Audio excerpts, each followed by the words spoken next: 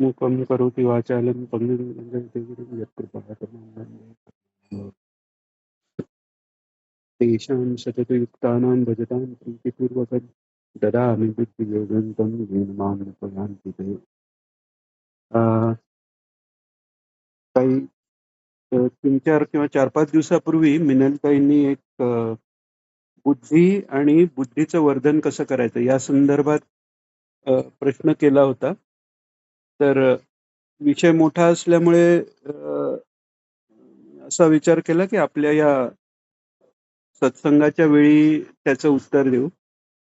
पण त्याचा थोडा जास्त विचार केला तर असं लक्षात आलं की हा विषय इतका मोठा आहे की आपला पूर्ण सेशन किंवा कपल ऑफ सेशन्स याच्यात जातील. आणि हे जे आपले सत्संगाचे वेळी जे विषय येतात त्याची एक विशेषता आतापर्यंत रिपीटेडली एका प्रकारचा योग घडून येतोय त्यांनी जाणवली, ती सांगावीशी वाटते. की घोरात कष्टात आपण जेव्हा करायचं इथे सत्संगात ठरवलं, तर त्याच वेळी अजय पुंडलिक यांनी संग्रहित केलेलं घोरात कष्टाचे सगळे अर्थ ते आणि महाराजांची प्रवचनं महाराजांच्या ग्रुपवर येत होती. म्हणजे जे ते पोस्ट करत होते त्यांना ते आपल्या ग्रुपमध्ये नाही येत रामदास. पण तो एक योगायोग झाला. आता आपण गोपीगीताला सुरुवात केली होती. तर काल का आज नेमकं गोपीगीत त्याच्यावर पोस्ट झालंय. तर असा काहीतरी योगायोग येतो. आता हा बुद्धी हा विषय जेव्हा आला तेव्हा नेमकं असं झालं, बुधवारी आधी घ्यायचा विचार होता, पण बुधवारी आपण महाराजांची प्रवचनं वाचतो आणि शनिवारी हा असा एखादा विषय किंवा शंका समाधान घेतो, म्हणून शनिवारवर ठेवलं. पण मजा अशी की मीनवाईल आम्ही महाराजांचं जे साईट डेव्हलपमेंट आहे त्याच्या संदर्भात वसुधाताई बरोबर गोडसे काकांकडे गेलेलो. तर वसुधाताईंनी 2-3 म्हणजे झेरॉक्स पुस्तकं अशी दिलेली. ते म्हणाले की जे मिळत नाहीत ते माझ्याकडे काय असलेलं उपयोगी पडते का बघ. तर ते मी नुसतं ठेवून दिलेलं. तर 2-3 दिवसापूर्वी कोणाचा तरी फोन आला की सुरुवातीचं कोणतं पुस्तक नसेल तर ते माझ्याकडे पण असेल. तर मी कडिकर काकांचाच आलेला मला वाटतं. तर मी म्हटलं की गुणगायीना आवडी माझ्याकडचं मिळत नाहीये, कदाचित चारकोपला असेल. पण तरी मी चेक करतो, वसुधाताईंनी बहुतेक ते दिलं असेल. म्हणून मी चेक करायला गेलो. तर ते गुणगायींना आवडी त्यांनी दिलेलं आहेच वसुधाताईंनी. पण त्याच्याबरोबर गोडसे काकांनी जे इंडेक्सिंग केलंय, जे आता आपल्याला साईटवरही महाराजांच्या आपण करणार आहोत, की एखाद्या ठराविक कन्सेप्ट बद्दल महाराज जे बोललेत ते एकत्र संग्रह इंडेक्स त्याचा आला पाहिजे. म्हणजे बुद्धी आहे, विवेक आहे, तो शब्द एक घेतला तर त्याच्या संदर्भात वेगवेगळ्या प्रवचनात महाराजांनी काय सांगितलं. तर नेमकं ते शोधताना मी हे पुस्तक पण बघितलं, म्हटलं काय सुरुवात आहे. तर त्याची नेमकी सुरुवात ही आहे, बुद्धितत्व. तर त्यामुळे सगळा तो योग बरोबर तसाच येतो. तर आपण काय करू, हे महाराजांच्या वेगवेगळ्या प्रवचनातली जी वचनं आहेत तर ती सिक्वेन्शियल नाही आहेत ऑफकोर्स, कारण ती एकत्र वेगवेगळ्या प्रवचनातनं केलेली आहे. तर आपण बुधवारी जे महाराजांची प्रवचनं वाचतो तर त्यावेळी हे बुद्धीवर महाराजांनी वेगवेगळ्या प्रवचनात काय सांगितलंय ते आपण वाचू.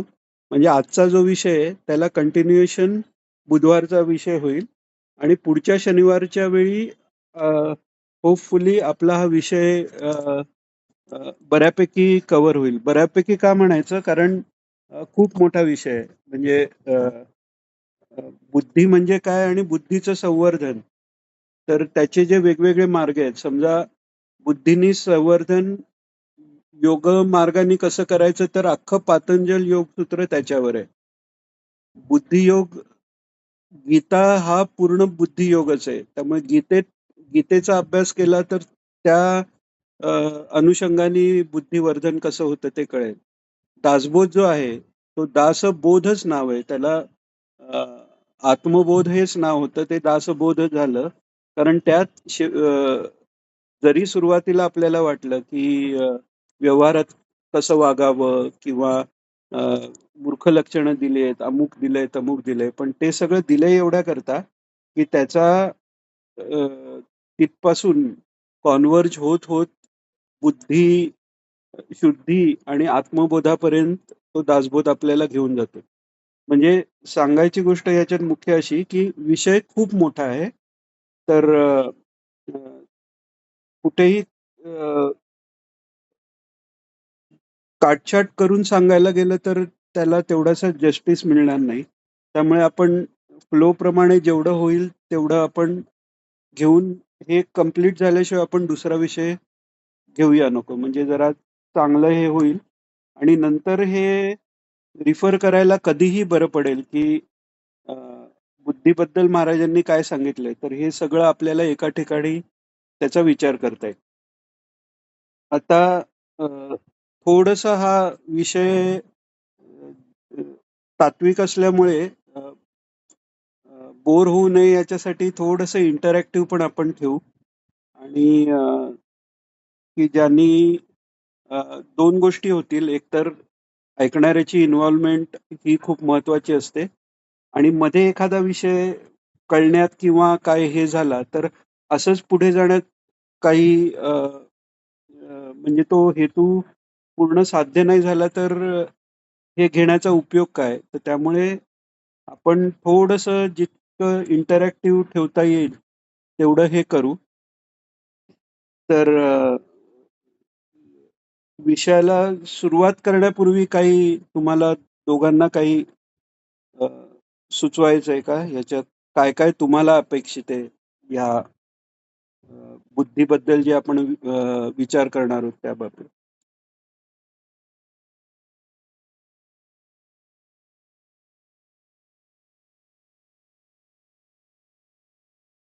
हां. हो, हो. अगदी. हो, एक्झॅक्टली. अगदी बरोबर. अगदी बरोबर. अगदी बरोबर. आणि यात कसं आहे, की महाराजांच्या वेगवेगळ्या प्रवचनातून याचं पूर्ण मार्गदर्शन ॲक्चुअली आलेलं आहे. आता काकांनी पण इंडेक्स केलाय तो कसा केलाय, की जिथे बुद्धी हा ॲक्चुअल शब्द आला, तर मग तेवढाच भाग घेऊन. पण तेवढ्यापुरतं अ, बुद्धी त्यांनी डिफाईन होत नाही. त्यामुळे महाराजांच्या प्रवचनातनं पूर्ण जरी आपल्याला घ्यायचं झालं, तरी त्याची पण भरपूर पानं आपल्याला एकत्र आणि ते नंतर होईल सोप्पं. आपण इंटरनेटवर जे सगळं महाराजांचं टाकणार आहोत, त्याच्याबरोबर एआयची फॅसिलिटी आता जी ॲडव्हान्स होत चालली त्यांनी ते इंडेक्सिंग किंवा एका कन्सेप्टबद्दल सगळी माहिती आपल्याला एका ठिकाणी मिळू शकेल. अ, तर मग आपण सुरुवात करूया. आता बुद्धी ही बुद्धी म्हणजे काय असं तुम्हाला वाटतं? बुद्धी हे काय आहे? कारण प्रत्येकासाठी बुद्धीची डेफिनेशन वेगळी असू शकते. तर त्यामुळे बुद्धी म्हणजे काय? या प्रश्नाला तुम्ही कसं उत्तर द्याल? अगदी सिंपल म्हणजे आपण काय खूप तात्विक नाही विचार करत आहोत. साधं सोप्पं.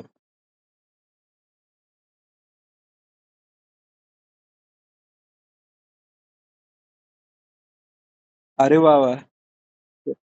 चला वसुधाताई आल्या म्हणजे वाह! वाह! वाह! छान. छान. असं कोण मोठं असलं की बरं वाटतं जरा, आशीर्वाद राहतात. सांगताना काही गडबड झाली तर सुचवता येतं. अ, अगदी म्हणजे ऑन डॉट डेफिनेशन आहे. बुद्धी हे अंतःकरणाची निश्चयात्मक अवस्थेला बुद्धी म्हणतात. तर हे डेफिनेशन आहे बुद्धीचं. तर बुद्धी तत्व हे ॲक्चुअली अंतःकरण तत्व आहे. अंतःकरण आपण जेव्हा म्हणतो, तर अंतः म्हणजे आतलं आणि करण म्हणजे इन्स्ट्रुमेंट. किंवा साधन कोणतीही गोष्ट किंवा कोणतंही कार्य घडायला अ, एक तर लागतं कारण म्हणजे कॉज आपण म्हणतो आणि एक लागतं करंट म्हणजे इन्स्ट्रुमेंट आणि त्यांनी होतं ते कार्य म्हणजे इफेक्ट. म्हणजे सगळं जे जग आहे ते कॉज आणि इफेक्टचा सगळा खेळ आहे आणि कॉज पासून इफेक्टमध्ये जायला जे युटिलाइज होतं ते करण झालं. मग त्याच्यात बहिःकरणं असतात आणि अंतःकरणं असतात. आपण हा कर्ण म्हणतो. तर ते बहिःकरण आहे. म्हणजे बाह्य जे विषय आहेत, ते आत घेण्यासाठीचं जे साधन आहे, ती बहिःकरणं झाली. कोणती बहिःकरणं आहेत? तर सगळी जी ज्ञानेंद्रिय आहेत, ती बहिःकरणं झाली ज्ञान घेण्यासाठी. आणि आतलं जे साधन आहे, ते अंतःकरण आहे. म्हणजे अंतःकरणाचा मूळ उद्देश काय आहे? अ, तर ते समजण्यासाठी त्याची उत्पत्ती का झाली आणि कशी झाली हे समजून घेणं आवश्यक आहे. अ, तिथे जाण्यापूर्वी या बुद्धी आणि अंतःकरण आपण बुद्धी हा शब्द वर बोलतोय त्याच्यामुळे अंतःकरण आणि बुद्धी याचा संबंध आपण समजून घेऊ. तर अंतःकरणाच्या ज्या स्टेजेस आहेत वेगवेगळ्या, अंतःकरण जेव्हा अ, काही संकल्प, विकल्प न करता फक्त ग्रहण करत असतं, अ, तेव्हा त्याला चित्त म्हणतात. आणि हे आपल्याला कळत-नकळत बोलण्यातनं माहिती पण असतं. म्हणजे आपण म्हणतो, "अरे, तू काय सांगतोयस किंवा काय सांगतेस ना, ते अ, जरा परत सांग. माझं चित्त थाऱ्यावर नव्हतं." म्हणजे माझं मन आहे, माझी बुद्धी आहे, पण चित्तच थाऱ्यावर नाही. याचाच अर्थ अंतःकरण हे चित्त अवस्थेला नसल्यामुळे इनपुट ते ग्रहण करू शकत नाही. अ, तर ती जी इनपुट घेण्याची जी अंतःकरणाची स्टेज आहे किंवा अवस्था आहे, ती चित्त झाली. अ, चित्त चित्ताच्या आधीही अहंकार आहे. मी किंवा अस्मी असण्याची जी वृत्ती आहे, की सत्तत्व जे आहे, की सर्वकाली सर्व देशात एकसंध काहीही स्वगत म्हणजे स्वतःतला भेद नाही, विजातीय भेद नाही, सजातीय भेद नाही. असं जे सत्तत्व आहे अ, त्याचा अ, परिणाम किंवा त्याचं विकृत स्वरूप जे आहे, ते आपली असण्याची वृत्ती आहे. विकृत म्हणजे आपल्या मराठीत अ, जे काहीतरी घाणेरडं वगैरे अशा अर्थाने घेतो तसं नाही. विकृत म्हणजे ज्याचं अ, परिवर्तन झालेलं आहे. मूळ रूपापासून त्याचं रूप बदललंय, त्याला म्हणतात विकृत.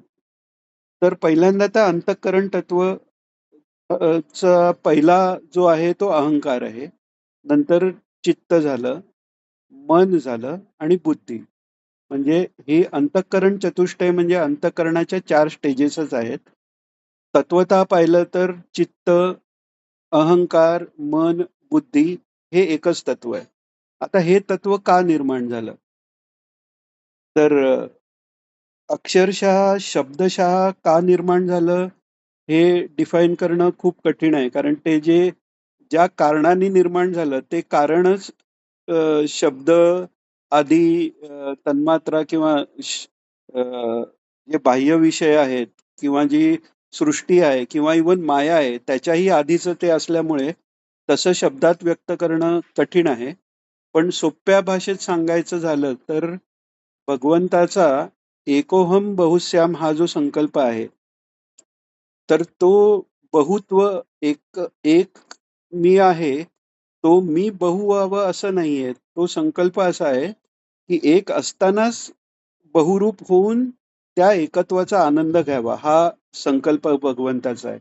या दृष्टीने सर्वांनाही परमानंद प्राप्ती, मुक्ती मिळावी, हा संकल्पही भगवंताचाच आहे. मग तसं असेल तर पहिल्यांदा निर्माणच कशाला केलं असं विचारू शकतात कोणी. तर हे तात्विकदृष्ट्या जर बघायला गेलं, तर समर्थांना जसं एकाने प्रश्न विचारला, की हे सगळे ठीक आहे. हे अ, ईश्वराला जाणून घेतलं पाहिजे हे सगळं आहे. त्यांनी आपण या मायेतनं बाहेर पडतो. जगाच्या किंवा मन बुद्धीच्या ही लिमिटेशनमधनं बाहेर पडतो. पण पहिल्यांदा ईश्वराने हे निर्माणच का केलं? तर त्याच्यावर समर्थ सांगतात, "अगाजे झालेची नाही त्याची वार्ता पुससे काही." म्हणजे जग झालेलंच नाहीये. माया अस्तित्वात नाहीये. मा म्हणजे नाही, या म्हणजे जी. जी नाहीये तीच माया. त्यालाच माया नाव आहे. तर हे तात्विकदृष्ट्या झालं. पण तिथपर्यंत आपण पोहोचलं नसल्यामुळे त्याचा अ, आत्ताच्या आपल्या ज्या स्थितीमधनं आपल्याला तो विचार करावा लागतो. तर ईश्वराला आपल्या स्वतःचा आनंद वेगवेगळ्या रूपांनी घ्यायचा आहे, ही त्याची लीला आहे. आता ती परत काय आहे, असं विचारलं तर जे झालंच नाही त्याच्याबद्दल प्रश्न करण्याचा हे येतो. त्यामुळे तो एरिया अ, अनुत्तरित राहतो किंवा एखादा त्या लेव्हलपर्यंत गेला, की ते समजून घेण्याच्या लेव्हलपर्यंत गेला, तर त्याचं अस्तित्वच संपतं. मग तिथे चालणं, बोलणं काही राहत नाही. ती निर्विकल्प समाधी आहे.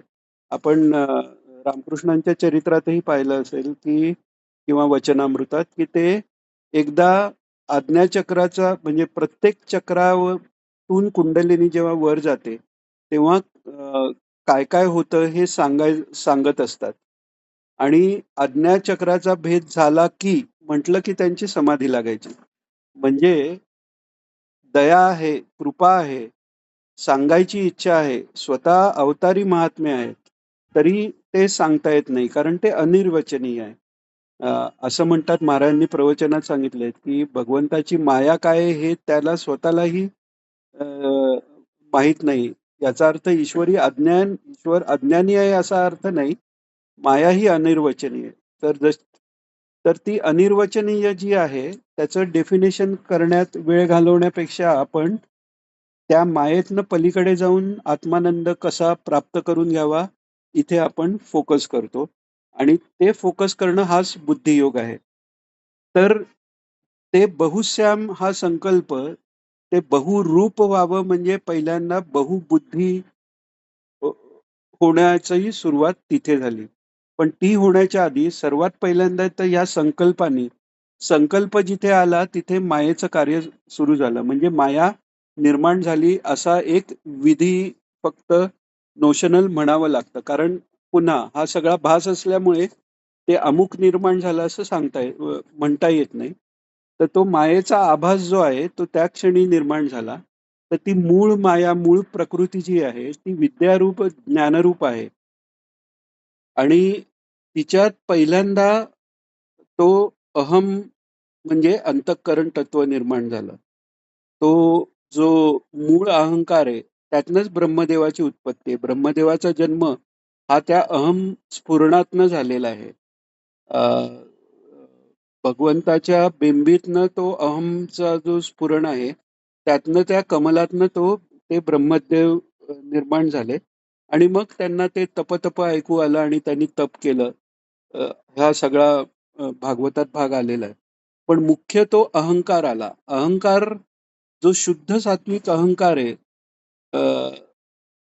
तो अहंकार हेच आत्मज्ञान आहे ऍक्च्युली.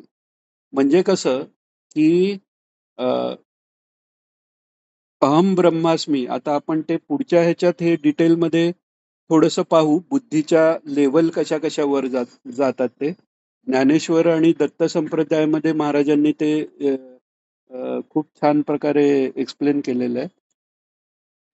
पण मुख्य म्हणजे तो जो अहंकार आहे, आपण मागे जसं बघितलं हे योगसूत्राच्या वेळी ही हा विचार केलेला आणि गोपीगीतातही हा विचार थोडासा येऊन गेला, की त्या अहंकार तत्वापर्यंत पोचणं हे आपण आत्ता आहोत तिथून तिथपर्यंत पोचणं ही साधना आहे. पण त्याच्या पुढे ज्याला जायचंय त्याच्यासाठी तो अहम हा अडथळा आहे.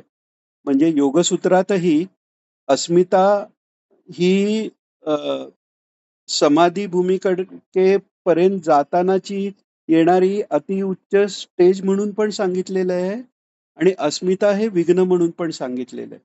आणि त्याचं एक्झाम्पल आपण मागच्या कोणत्यातरी सेशनमध्ये बघितलेलं आहे. इथे पुन्हा घेऊ म्हणजे या विषयाशी ते संबंधित आहे म्हणून, की इथून आपण महाराजांच्या मुंबईहून महाराजांच्या घरी पुण्याला जातोय. तर मध्ये लोणावळा लागतं. तर मुंबईच्या सापेक्ष विचार केला, तर लोणावळा हे महाराजांच्या घरापेक्षा जवळ आहे. म्हणजे जर मी इथून लोणावळ्याला पोचलो, तर मी ती प्रगती झाली म्हणतो. पण तेच पुण्यात कोणी आहे आणि त्याला महाराजांच्या घरी जायचंय आणि तो रस्ता चुकून लोणावळ्याला आला, तर तीच अधोगती ठरते. तर तसं ह्या अस्मितेचं किंवा या अहंकाराचं आहे. आणि म्हणूनच बुद्धीचा जो पहिला जे स्फुरण आहे, तो अहंकार आहे. आणि तो अहंकार अ, अ, तिथपर्यंत पोचणं ही सगळी साधना आहे. ते कसं ते आपण पुढे पाहू. एक फक्त छोटंसं उदाहरण देतो म्हणजे ते कळायला पुढे सोपं जाईल, की नामदेव महाराज आहेत. त्यांना सगळ्यांनी कच्चं ठरवलं. आता आपण हे सहज म्हणतो, "अरे काय ते फक्त मूर्तीत देव आहे समजायचंय." पण अ, मग त्यांना कच्चं ठरवलं आणि मग सगळीकडे देव आहे असं त्यांना कळलं. हेही उदाहरण आपण मागे घेतलंय, पण पुन्हा आपण इकडे घेतोय, की समजा आपण त्या नामदेवांच्या ठिकाणी असतो. तर कदाचित सगळ्यांनी कच्चं म्हटल्यावर आपण अगदी मान्यही केलं असतं. हो, माझी काय, मी तर साधासुधा जीव आहे, मला संसारात अडकलेला आहे, मी कच्चाच आहे. मग ठीक आहे, तरीही मला विसोबा खेचारांकडे पाठवलं आणि त्यांनी जिथे पाय ठेवला तिथे शिवलिंग दिसायला लागल्यावर फार तर काय होईल, मला कळेल की ते विसोबा केचर हेही महात्मे आहेत. मी त्यांना नमस्कार करीन आणि मला मार्गदर्शन करा म्हणेन. मला तिकडे तिथल्या तिथे सर्वव्यापी ईश्वर सर्वत्र आहे, हा अनुभव येणार नाही. शब्दांनी किंवा तो जो वरकरणी जो चमत्कार झाला, त्यांनी मला शाब्दिक कळेल, की ईश्वर सर्वत्र आहे. पण तो अनुभव येणार नाही.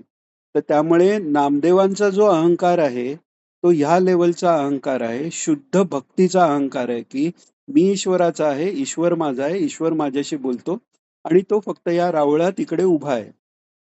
पण ती शुद्ध बुद्धी झाल्यानंतर फक्त एक अनुभव आणि ते ज्ञान झालेलं आहे. म्हणजे तयार अ, समजा कापराची सुकी वडी आहे. त्याला नुसतं जरा अग्नीचा स्पर्श झाला आणि ती हे झाली. तर तसं म्हणजे एकदम अ, अ, ओल्या लाकडापासून ते कापुरापर्यंतचा जो प्रवास आहे, तसाच अशुद्ध बुद्धी, तामसी बुद्धी, रजोगुणी बुद्धी पासून सात्विकतेपर्यंत येण्याचा प्रवास, हा सगळा अध्यात्म हा बुद्धी संवर्धनाचाच प्रवास आहे.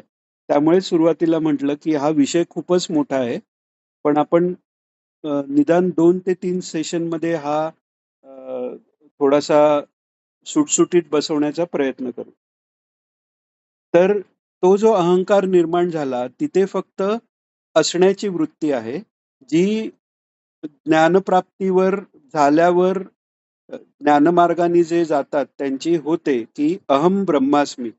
पण तिथेही जो अहम अ, राहतो, तो तिथपासून पुढे सर्व खलविदम ब्रह्म किंवा सकलमिदम अहमच वासुदेव इथपर्यंत म्हणजे मी जसा ब्रह्म आहे तसं सगळं जग हेही ब्रह्मरूप आहे. माया असं काही नाहीच आहे.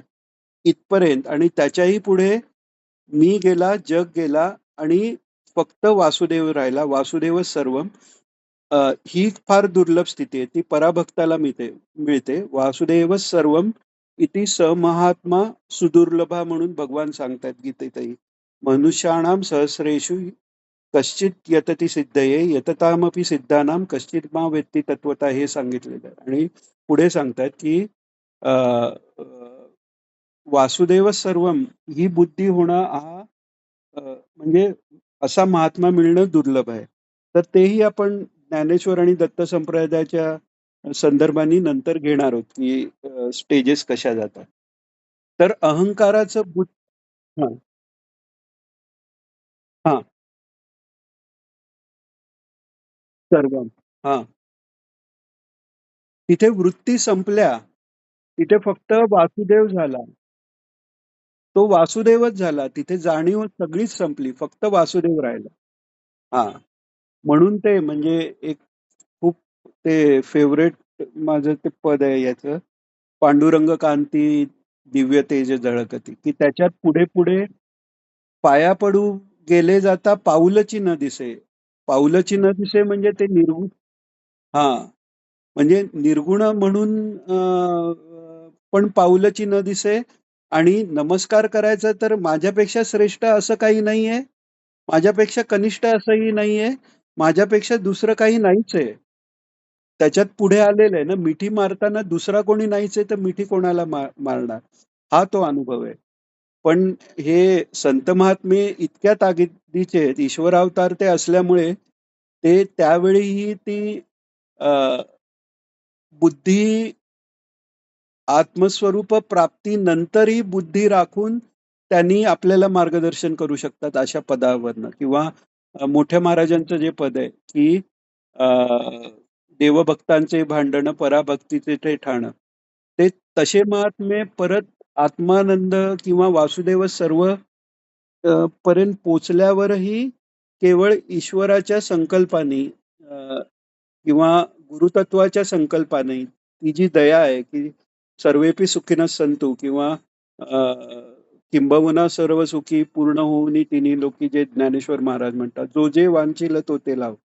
त्या दयेमुळे ते परत येऊन आपल्याला काही सांगतात आणि त्यामुळे एकतरी ओवी अनुभवावी हे त्यामुळे त्यांचं एक-एक ओवी, एक-एक शब्द उप उपदेश देणार आहे. जसं महाराजांचं आपण परत-परत बोलतो त्याबद्दल, की प्रवचनं 1000 वेळा वाचली तरी 1001 वेळी अजून त्यातनं काहीतरी समजतं. जशी-जशी आपली बुद्धी चा विकास होत जाईल, तसं-तसं महाराजांचे शब्द समजत जातात. तर तिथून पुन्हा आपण विषयाकडे येऊ. तुम्ही अजून काही विचारत होतात का किंवा सांगत होतात वसुधाताई? हां. तर अ, तर ते पहिल्यांदा तर तो अहंकार म्हणजे तिथे फक्त असण्याची भावना आहे. पण तिथे ईश्वरापासून वेगळं अस्तित्व नाहीये. मीच तो आहे, ही भावना आहे. नुसता तो शुद्ध अहंकार आहे. आणि मग त्याच्यानंतर महत्तत्व निर्माण झालंय. महत्तत्व याचा अर्थ व्यष्टीची बुद्धी. तिकडे बुद्धीचा उगम आहे. म्हणजे आपली सर्वांची जी बुद्धी आहे किंवा आपलं सर्वांचं जे अंतःकरण तत्व जे आहे, ते अ, त्या विराट बुद्धीचा अंश आहे. आणि अ, त्यामुळे ते पहिला तो अहंकार जो आहे, याच्यात सृष्टी उत्पत्तीचा जो संबंध प्रत्येक आपण पुराणातही ते येतं. कारण या बुद्धी या विषयाबद्दल बोलतानाही तो थोडासा लक्षात घ्यायला लागतो, की पहिल्यांदा तो संकल्प त्या मायेनी मग म्हणजे मूळ प्रकृती निर्माण झाली. मग अ, अहंकार, महत्तत्व आणि मग पुढे ते सिक्वेन्स मोठा आहे. मग त्याच्यात साम्यावस्था त्रिगुणाची अ, बदलून त्रिधा प्रकृती म्हणजे त्रिगुणमयी बुद्धी झाली. मग पंचमहाभूतं वगैरे, वगैरे अशी सृष्टी निर्मिती आहे. पण अ, उत्तरोत्तर ज्या गोष्टी आहेत त्या पूर्वपूर्व गोष्टींची करणं आहेत. म्हणजे आता जर पंचमहाभूत म्हटलं, तर ते कार्य जर झालं, तर त्याचं कारण आहे त्रिगुण त्रिगुण हे आणि त्याचं करण आहे तन्मात्रा म्हणजे शब्द, स्पर्श, रूप, रस, गंध. तसं एकदम मूळ जे अ, सृष्टी उत्पत्तीचं कारण आहे, हे तर परमेश्वरच आहे. म्हणजे परमेश्वर ही म्हणण्यापेक्षा सच्चिदानंद परब्रह्म श्रीकृष्ण भगवान स्वतः आहेत. महाराज आहेत आपले. तर ते सर्वाचं आदिकारण आहे. ओम नमो जी आद्यांनी सांगितलेलं आदिकारण ते आहे. पण त्याच्यासाठी त्याच्यापासून पुढे येताना अ, जो अहंकार आहे, तेही कारणरूप घेतलं गेलं. त्याच्यानंतर पहिलं जे करण झालं, म्हणजे पहिलं जे इन्स्ट्रुमेंट झालं, की ज्यानी ही सृष्टी सगळी निर्माण झाली. कारण फक्त जो अहंकार आहे, त्यांनी सृष्टी निर्माण होऊ शकत नाही. कारण तो ईश्वराची एकरूप अहंकार आहे. काय आहे, की मी ब्रह्म आहे असा तो अहंकार आहे. म्हणजे ते पण कारणच आहे. पण पहिलं करण जे आहे, ते हे महत्तत्व आहे. आणि म्हणून ते सर्वात आतलं, सर्वात आधीचं असल्याने सर्वात आतलं, म्हणून त्याला अंतःकरण म्हटलेलं गेलंय. म्हणजे व्यष्टीचं जे अंतःकरण, त्याचेच अ, भाग म्हणून आपलं अंतःकरण झालं. तर ही अंतःकरण तत्वाची निर्मिती आहे. याचा अर्थ असा आहे, की जे शुद्ध अंतःकरण तत्व आहे, त्याच्यात त्रिगुण नाहीत. त्याच्यात पंचमहाभूत किंवा त्याचे विषय शब्द, स्पर्श, रूप, रस, गंध हे काहीही नाहीये. त्यामुळे शुद्ध बुद्धी जी आहे त्याच्यात अ, त्याच्यात त्रिगुणाचा लेश किंवा अ, जे आपण हा कोणाचा तरी स्पीकर चालू आहे. हा त्रिगुणाचा लेश त्यात नाहीये. तर त्यामुळे ते जी अ, वेदांतात ईश्वर ही जी संकल्पना आहे, तर त्या संकल्पनेतही अध्यास थोडासा मानला गेलाय. अ, पण भक्तिशास्त्रात आणि पराभक्तीपर्यंत पोहोचलेले संत महात्मे तो लीलेचा भाग धरतात. तर तिकडे त्या परमेश्वर तत्वात तो भक्तवत्सल आहे, भक्ताभिमानी आहे. म्हणजे भक्ताचा अभिमान म्हणजे तो एका प्रकारचा अहंकार झाला, पण त्यांनी त्याचं आत्मानंद किंवा आनंदात काही कमी होत नाही. तर तो त्या लेव्हलचा अहंकार आहे. त्यामुळे ते पण कारण आहे. आणि त्याच्यानंतर ते बुद्धी रूपात आल्यावर ते पहिलं करण झालं आणि त्याच्यानंतर त्रिगुणापासून पुढे कार्य आहे आणि ते कार्यबाधक आहे. त्यामुळे शुद्ध बुद्धी ही बाधक नाहीये. ती आत्मानंदाच्या विरुद्ध नाहीये. पण तो अहंकारात जर सत्वरजतम आले, तर तो बाधक होतो. सात्विक अहंकारही कधीतरी बाधक होऊ शकतं. कच्चं मटकं ठरवलं गेलं, कारण तो सात्विक अहंकार होता. त्यातला तो सत्वगुणही गेला. नैस्त्रैगुण्य भवार्जुन भगवान म्हणतात. त्रिगुणरहित अर्जुना तू हो. म्हणजे त्रिगुणरहित जी बुद्धी आहे, तिथे तो परमेश्वराचा आविर्भाव आहेच आणि तेच परमेश्वर रूप आहे. म्हणजे त्रिगुणरहित एखादा झाला, अत्री म्हणतात. अत्री महर्षी म्हणजे त्रिगुणरहित झाले, तेव्हाच तिथे दत्तात्रयांचा अवतार झाला, असं त्याच्यातलं आध्यात्मिक रहस्य आहे. तर असं ते महत्तत्व आहे. महत्तत्व हे व्यष्टीत बुद्धितत्व म्हणून आलेलं आहे. तर अशी ती बुद्धी ही शुद्ध आहे.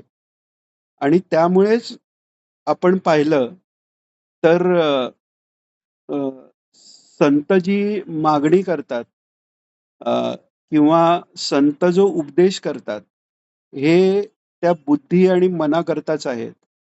अ, मना सज्जना भक्ती पंथेची जावे म्हटलेलं आहे. म्हणजे मनाला सज्जन म्हटलेलं आहे. कारण अ, जरी समष्टी लेव्हलचं जे बुद्धी आहे, त्याच्यात ह्या त्रिगुणाची भेसळ नाहीये. पण जेव्हा आपले देह तयार झाले, तेव्हा आपले मन किंवा बुद्धी हे त्या त्रिगुणाचा अध्यास झाल्यामुळे ते मलिन थोडंसं जरी झालेलं असलं, तरीही त्यातल्या त्यात या पंचमहाभूतांच्या सत्वांशापासून बुद्धी बनते. म्हणजे तसंही तरीही त्याच्यात सत्व म्हणजे सतकडे सतपणा त्याच्यात आहे. म्हणजे सच्चिदानंदाच्या सत्तत्वाच्या ते जवळच आहे. म्हणजे आपली जी इंद्रिय सगळी आहेत, त्याच्यात इंद्रियांना मनश्चास्मी म्हणून भगवान म्हणतात. मन हे माझं स्वरूप आहे. कारण इंद्रियांचा स्वामी मन आहे. अ, हे का? कारण मूळचं मन हे हा विचार ना.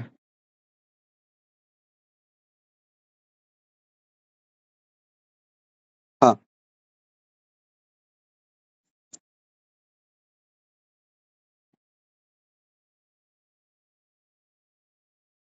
हो. ही पराभक्तीची स्टेज आहे. म्हणजे त्यात ती बुद्धी किंवा ते बोलणं हे दिसण्यापुरतं आहे. त्याच्यात सत्वरजतमाच्या पलीकडे गेलेलं ते. ती प्रेमाची अवस्था आहे. जे मगाशी आपण ते पण बघितलं, की अ, जो ज्ञानमार्गाने जातो, तो अहम ब्रह्मास्मीपर्यंत पोहोचतो.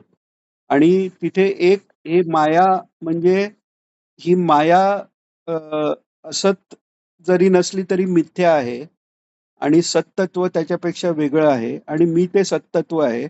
म्हणजे आत्मरूपापेक्षा माया वेगळी मानली गेली आहे त्यांची. तर त्यामुळे कुठेतरी ती माया वेगळी मानली म्हणजे अ, जे शुष्क अद्वैत तत्वज्ञान सांगायला जातात. आचार्यांचा अ, जो अद्वैत आहे ते ज्यांना प्रॉपरली कळत नाही, ते इथपर्यंतच अडकतात, की मी ब्रह्म आहे. पण भक्त जो आहे, ते त्याच्याही पुढे जातात. अद्वैताचा प्रचार करणारे आचार्य म्हणतात, की माझा अद्वैत तुझ्या दाराच्या बाहेर आहे, आई. आणि मला जे काही अद्वैताचं मी हे केलं, ते तुझ्या स्तन्य तू मला जे लहानपणी प्यायला दिलंस त्याचा परिणाम आहे म्हणतात. तर हे कसं आहे, हे अ, पराभक्ती ही ज्ञानप्राप्ती नंतरची स्टेज आहे. आणि मग त्या पराभक्तीत जे एकोहम बहुश्याममध्ये ईश्वराची जो उद्देश आहे, की मीच वेगवेगळ्या रूपांनी माझाच आनंद घ्यावा. तर स्वतःचा आनंद आपल्याला कोणताही आनंद घ्यायचा तर भोगता आणि भोग्य ह्या 2 गोष्टी असल्या तरच भोग होऊ शकतो. म्हणजे भोगाची डेफिनेशन अ, अ, करपात्री महाराजांनी गोपीगीताच्या वेळी सांगितलेली आहे, की आपण गोपीगीत घेताना ते डिटेलमध्ये बघूच, की सुरतनाथ म्हणताना सुरत म्हणजे काय? तर संभोग म्हणजे सुरतनाथ म्हणजे संभोग घेण्याच्या कलेत जो श्रेष्ठ आहे असा. तर संभोग म्हणजे काय? तर भोग्य पदार्थ आपल्या आत घेणं हा संभोग आहे. देवाला आपण भोग चढवतो. म्हणजे काय नैवेद्य चढवतो, तो नैवेद्य देवाने खाल्ला, की देवाला भोग प्राप्त झाला. आणि भोगता, करता, भोगता सगळा ईश्वरच आहे. त्यामुळे ईश्वर त्या भक्ता रूपाने स्वतःचाच भोग घेतो. तसाच भक्तही ईश्वराच्या रूपाने स्वतःचाच भोग घेतोय. आणि स्वतःचा म्हणजे कशाचा? तर सच्चिदानंदाचा म्हणजे आनंदाचा उपभोग घेण्यासाठी 2 रूपं आणि 2 रूपं आल्यावर अर्थातच त्यात रिलेशन आलं. म्हणजे जर एकच व्यक्ती आहे, तर त्याला जोडायला दुसरी गोष्ट लागत नाही. पण मग त्या एका व्यक्तीत भावभावनांचा खेळ होऊ शकत नाही. बरं, 2 व्यक्ती आल्या, तर त्यांच्यात जर काही संबंध नसेल, तरी परत आनंदाचं आदान-प्रदान किंवा कोणत्याही भावनेचं आदान-प्रदान होऊ शकत नाही. म्हणजे पराभक्तीसाठी काय आवश्यक आहे? 2 रूपं आवश्यक आहेत आणि त्या 2 रूपात एक काहीतरी भावनिक संबंध आवश्यक आहे. मग तो काय संबंध आवश्यक आहे? नियम्य नियामकाचा संबंध घ्या किंवा अ, नियामक नियम्याचा संबंध. म्हणजे काय? मी तुझा मुलगा, तू माझी आई. म्हणजे मी नियम्य आहे आणि तू नियामक आहे. म्हणजे म माझं सगळं तुझ्यावर आहे. तू जे करशील ते खरं. आणि नियामक नियम्य संबंध म्हणजे काय?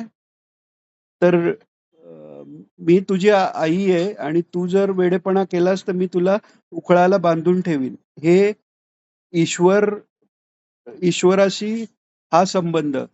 म्हणजे काय, की त्याच्यात ईशत्व पण टॉगल होतंय. म्हणजे भक्त कोणता आणि भगवान कोणता हा भेद खरा त्यांच्यात नाहीये. पण तो त्या आनंद आदान प्रदानाकरता थोडासा तो भेद घेऊन येतात, नोशनल दिसणारा. म्हणून मागच्या वेळी आपण त्या गोपीगीताच्या वेळी पाहिलं, की राधाकृष्ण एकमेकांना भेटल्यावर अ, ते एकमेकांच्या मिठीतनं बाहेर येताना समजा डावीकडे कृष्ण आहे आणि उजवीकडे राधा आहे, तर ते एकरूप व्हायला लागतात आणि त्यातनं बाहेर येताना उजवीकडे कृष्ण आणि डावीकडे राधा पण येतात. मग त्यांच्या लक्षात येतं, की अरे असं झालं. मग पुन्हा म्हणजे इतकं ते एकमेकात मिक्स झालेलं जे तत्व आहे, तसं ते हे सत्पुरुष सगळे आणि ईश्वराबद्दल आहे. तर तो प्रेमाचा खेळ आहे. आणि त्या खेळातनं ते नियम्य म्हणतात, म्हणून ते नियम्य होत नाहीत खरे. तो प्रेमाचा खेळ आहे. जसं आता एखादा लहान मूल असेल, तर ते आपण नाही का शाळा टीचर खेळतात. म्हणजे ते लहान मुलगं वडिलांना स्टुडंट बनवतं, त्यांना ओरडतं किंवा हे करतं आणि त्यात त्या वडिलांना आनंद वाटतो. तर हे जे आहे ना, हे प्रेमाचं आदान-प्रदान करायची ती भूमिका ज्ञानाच्या पलीकडची भूमिका आहे. आणि ती नॉर्मल जी बुद्धी आहे, त्या बुद्धीच्या पलीकडची गोष्ट आहे. कारण तिथे नॉर्मल जी बुद्धी आहे किंवा जे महत्तत्व पण आहे, ते पण आधी विद्यामाया म्हणजे निर्माण होऊन त्याच्यातनं ते तयार झालेलं आहे. पण पराभक्ताची जी बुद्धी आहे, ती बुद्धीला जसं पराभक्त किंवा संतांचं जे शरीर आहे, ते पंचमहाभूताचं नाही. तसं संतांची जी बुद्धी आहे, तिथे अहंकाराचाच संबंध नाही. मग अहंकारापासून निर्माण झालेली बुद्धी त्यांची कशी असेल? तर त्यामुळे अ, भागवतातही भगवंताचं वर्णन करताना आपल्याला जसे पंचकोश आहेत किंवा आपल्याला वेगवेगळे भेद आहेत ना, पंचज्ञानेंद्रिय आहेत, पंचकर्मेंद्रिय आहेत आणि अंतःकरण चतुष्टय हे म्हणून मिळून आपलं सूक्ष्म शरीर आणि मग ते स्थूल शरीर एवढं सगळं मिळून आपण बनतो असं आपण जे म्हणतो, ते ईश्वराला नाहीये. त्यामुळे त्याचं जे स्थूल शरीर आहे ते पण सच्चिदानंद आहे. ती बुद्धी आहे ती पण सच्चिदानंद आहे. महाराजांनी गुलाबराव महाराजांचं उदाहरण दिलंय, की एकदा त्यांचा फोटो काढायचा प्रयत्न झाला. त्यांची इच्छा नव्हती. तर त्या ग्रुप फोटोमध्ये ते मध्ये बसलेले आहेत आणि बाजूला लोकं आहेत. तर फोटो काढल्यावर बाजूची लोकं आली, मागची भिंत आली, पण तेच आले नाहीत. कारण काय? कारण ते बुद्धी असल्याचा आभास निर्माण करतात किंवा लीला तो आभास नाहीये. ते शुद्ध सत्वगुणाचं रूप आहे. जसं अ, ब्रह्मदेवाचा अहंकार घालवायला जशी कृष्णाने सगळ्यांची रूपं घेतली की नाही? त्या सगळ्या रूपांनी म्हणजे सगळी सृष्टी ईश्वर रूप असली तरी तिथे मायेचा अध्यास आहे.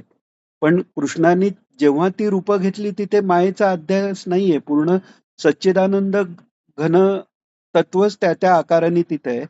तसंच त्या बुद्धीचा आकारही तो परमात्म्याचा आहे. त्यामुळे तो जो खेळ आहे, तो परमात्म तत्व स्वतःशी खेळत असलेला खेळ आहे. त्यामुळे तिथे कोण कमी, कोण जास्त हे ठरत नाही. म्हणजे त्यामुळे तिकडे काय होतं, एकनाथ महाराज स्वतःला ईश्वराचा दास समजतात. ईश्वर त्यांना त्यांना स्वामी म्हणून स्वतःला त्यांचा दास समजतात. हा तो खेळ पराभक्तीचा खेळ आहे. यातनं उत्तर मिळालं की शंका अजून काही आहे? हां, हां. हो, हो. हो, अगदी. आपण मगाशी पण ते उदाहरण केलं, की मोठ्या महाराजांनी जे म्हटले ना, देवभक्ताचे भांडणं, पराभक्तीचे ते ठाणं. म्हणजे ते दिसताना भांडण दिसतंय, पण ती आहे पराभक्ती. त्यामुळे कुठेही आपल्याला असं दिसलं, की देव आणि भक्त भांडतायत, तेव्हा त्या भक्ताला कमी लेखायला पण जाऊ नये किंवा आपण तसं करायलाही जाऊ नये. कारण ते त्यांचं पराभक्ती लेव्हलवरचं ते आहे. तर कमिंग बॅक टू काही विचारायचं आहे अजून अभिजित? हा. तर तर ते त्यामुळे खूप चांगला प्रश्न विचारलास आणि सुरुवातीलाच हे क्लेरिफिकेशन झालं हे बरं झालं, की त्यामुळे संत महात्मे जे आहेत, अवतारी पुरुष जे आहेत, त्यांची बुद्धी हे त्यांच्या सगळ्यालाच सच्चिदानंद जर म्हटलं तर त्यांच्याबाबत काही बोलायला आपल्याला अ, शक्यच होणार नाही. म्हणून आपल्या व्यावहारिक याच्यात आपण जे मन, बुद्धी, चित्त म्हणतो तशी त्यांची बुद्धी, त्यांचा देह हे आपण म्हणतो फक्त. खरं आपल्या देह, आपलं मन, आपलं बुद्धी तसं त्यांचं नाही. भागवतात ते सांगत होतो. भागवतात वर्णन आलंय, ईश्वर म्हणजे भगवान श्रीकृष्ण, आपले महाराज हे असे आहेत, की त्यांच्यात हा असा मन, बुद्धी, अहंकार, शरीर असा भेदच नाही. त्यामुळे भागवतात सांगितलेलं आहे, की भगवंत जो आहे, तो हातानी पाहू शकतो, डोळ्यांनी चालू शकतो, कशानेही काही करू शकतो. कारण सर्वच तो सच्चिदानंद आहे, त्याच्यात भेदच नाहीये कुठे. आणि तो भेद नसतानाही तो सगुण साकार आहे. म्हणजे लोक काही-काही असं म्हणतात, की अ, ईश्वर काढताना असं माणसासारखा काढतात, तसाच तो असेल का? तर तसाच तो असेल का नाही, ईश्वर भगवंत जसे आहेत, तर सगळ्या जीवसृष्टीत त्याला जाणून घेण्याची कपॅसिटी ज्या मनुष्य योनीत आहेत, त्याला त्यांनी आपल्या सदृश रूपाची देणगीही बहाल केलेली आहे. त्याच्यापेक्षाही उच्च अवस्था झाली आणि एखादा वैकुंठाला गेला, तर ते आपल्यासारखं रूप आणि महाभूत विरहित देहही त्याला अर्पण करतात. म्हणजे त्याला तो देतात. तर ईश्वर आपल्यासारखा दिसतो का हा प्रश्न चुकीचाच आहे. आपण ईश्वरासारखे जास्त दिसतो बाकी सगळ्या जीवसृष्टीपेक्षा. कारण मनुष्य जन्मात त्याला समजून घेणं, तद्रूप होणं हे शक्य आहे. तर कमिंग बॅक टू त्यामुळे संतांबद्दल विचार करताना, ईश्वराबद्दल विचार करताना हे मायेनी बुद्धी त्यांची तयार झाली हा आपण तो विचार तिथे लागू होत नाही. हे सुरुवातीलाच अभिजित तुझ्यामुळे क्लिअर झालंय. खूप छान झालं. तर मग महत्तत्व झालं. महत्तत्वापासून मग पुढे त्रिगुण वगैरे ती सृष्टी झाली. त्या डिटेलमध्ये आपण जात नव्हतो. तर हे व्यष्टी महत्तत्व आहे. ते बाकी त्रिगुण आणि पंचमहाभूत आणि जीवाच्या पूर्वकर्मामुळे ते व्यष्टी रूपात येतं. आता याच्यावरही एक प्रश्न येतो, की पूर्वकर्मामुळे होतं, तर मग पहिला जन्म असेल, तो जन्म कसा झाला? तर याच्यासाठी पुन्हा त्या मूळ सिद्धांतावर जायला लागतं, की हा भासच आहे. त्यामुळे भासाची हिस्ट्री किंवा मूळ हे शोधणार कसं? तर आपल्या ह्याच्यात प्रवाह नित्यता मानलेली आहे. म्हणजे आधीच्या जन्मात झालं ते त्याच्या आधीच्या जन्मात, त्याच्या आधीच्या जन्मात. त्याला सुरुवातच कुठे नाही. आणि हे समजून घेण्यासाठी एक उदाहरण देता येईल, की एखादा मनुष्य समजा दुसऱ्या पण एखाद्या कक्षेत आपण हा घेतला असेल, की अ, राजा झाला समजा, एखादा राजा आहे आणि तो स्वप्नात अ, समजा भिकारी झाला. अ, तर त्या भिकाऱ्याला आपल्या आई-वडील पण दारिद्र्यात होते.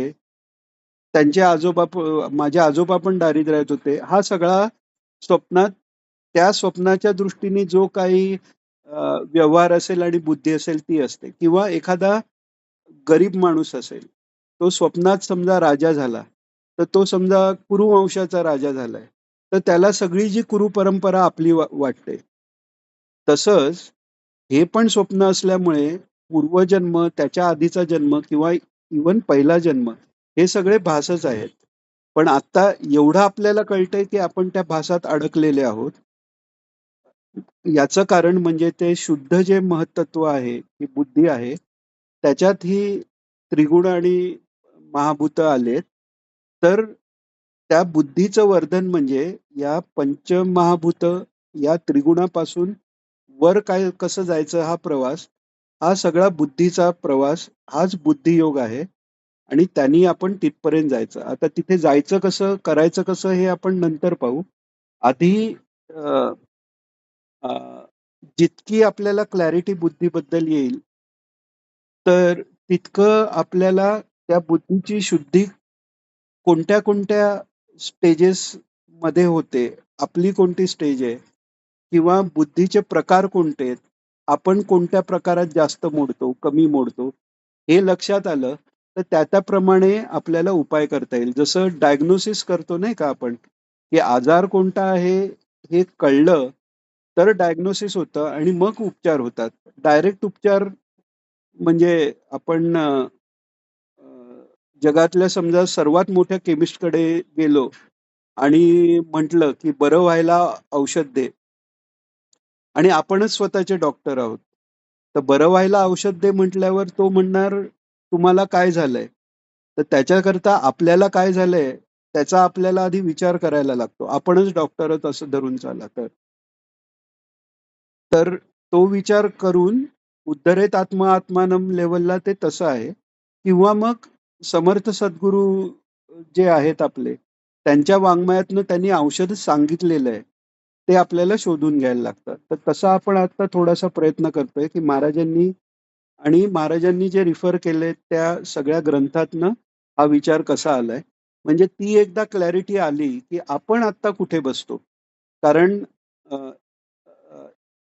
समजा बुद्धीचा विकास करायला समजा एखाद्याला सांगितलं, एखाद्याला इंजिनिअरिंग करायचंय, तर त्याला तुला डिफरन्शियल इक्वेशन्स येणं आवश्यक आहे हे आपण समजा सांगितलं, तर ते योग्य होईल. पण एखादा जर बी-कॉम करतोय किंवा एखादा मेडिकल करतंय, त्याला म्हटलं डिफरन्शियल इक्वेशन तो म्हणतो कसलं काय?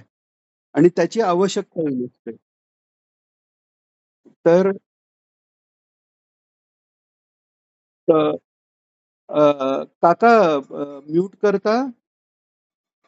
देरकर काका देरकर काका म्यूट करा तुमचं. देरकर काका हां, हां. तर कुठे होतो आपण? हां. तर ज्याचा जो मार्ग आणि ज्ञानमार्ग, भक्तिमार्ग, योगमार्ग हे म्हणजे 3 सेक्शन्स झाले. पण खरं बघितलं तर जितक्या व्यक्ती तितकेच मार्ग आहेत. रामकृष्ण परमहंसांनी तेच सांगितलेलं आहे. आणि इव्हन आपला धर्म जो आहे सनातन धर्म त्याच्यातही उपासना मार्गातही आपल्याला स्वातंत्र्य आहे, की कोणत्या रूपाची उपासना करायची. फक्त ते जे काही रूप आहे तेच सच्चिदानंद घन परमेश्वर आहे, हे मानलं की झालं. तर त्यामुळे अ, बुद्धीचे प्रकार, बुद्धीच्या स्टेजेस, अ, चे कपॅसिटीज किंवा ट्रेट्स आपण म्हणतो, त्याचे प्रॉपर्टीज, त्याचे गुणधर्म हे जर आपल्याला कळले, तर आपल्या आत कोणते गुणधर्म आहेत, आपल्या आत कोणत्या कपॅबिलिटीज आहेत, आपल्या आत दैवी संपदा कोणती आहे, आसुरी संपदा कोणती आहे, याचा लेखाजोखा आपल्याला कळला, तर महाराजांनी सांगितल्याप्रमाणे त्यातलं सर्वात जास्त त्रास देणारं काय आहे, त्याच्यावर काम करायचं. त्याच्यातल्या सर्वात जास्त आपल्याकडे पॉझिटिव्ह काय आहे, त्याचा उपयोग करून पुढे जायचं. म्हणजे कसं महाराजांनी एके ठिकाणी सांगितलंय, की कोणाला पूजा करणं आवडतं, तर कोणाला पूजा करणं आवडत नाही, त्याला अ, अ, भजनं म्हणणं आवडतं. एखाद्याला वाचन करणं आवडतं. एखाद्याला ऐकणं आणि सांगणं आवडतं. तर प्रत्येकाला काय आवडेल ही गोष्ट वेगळी आहे. पण ज्याला जसं आवडेल त्याच्याबरोबर त्यांनी जर स्वतःच्या मनाचा पूर्ण विचार केला, तर त्याचा मार्ग त्याला क्लिअरपणे दिसणं महाराजांच्या कृपेने शक्य होतं. आणि म्हणूनच जे आपण आधी जय तत्वज्ञान निधानचा अर्थ केलेला, त्यात तो शब्द आहे, की निज मार्ग करी सोपा, अनुकंपा पूर्ण करून. तर तो निज मार्ग सोपा कसा होईल, की अ, हे आता आपण यातलं उदाहरण आता घेत नाहीये, कारण ते आपण बुधवारी वाचणार आहोत. पण त्यात तरी पण एक हे आलंय, की मनानीच मन धरावं, बुद्धीनीच बुद्धीचा छेद करावा हे सांगितलेलं आहे. उद्धरेत आत्म आत्मानमध्ये आत्म म्हणजे जीवात्मा म्हणजे त्यातलं मुख्य बुद्धी आहे म्हणून बुद्धी हे घेतलेलं आहे. तर बुद्धीनेच बुद्धीची शुद्धता आपल्याला करायची आहे आणि ती त्याचा प्रत्येकाचा मार्ग वेगळा आहे. तो गुरुच्या वाङ्मयातून, संतांच्या वाङ्मयातून आणि असं एकत्र मनन करून हा आपण ती क्लॅरिटी येत जाते आणि आपली प्रगती होत जाते.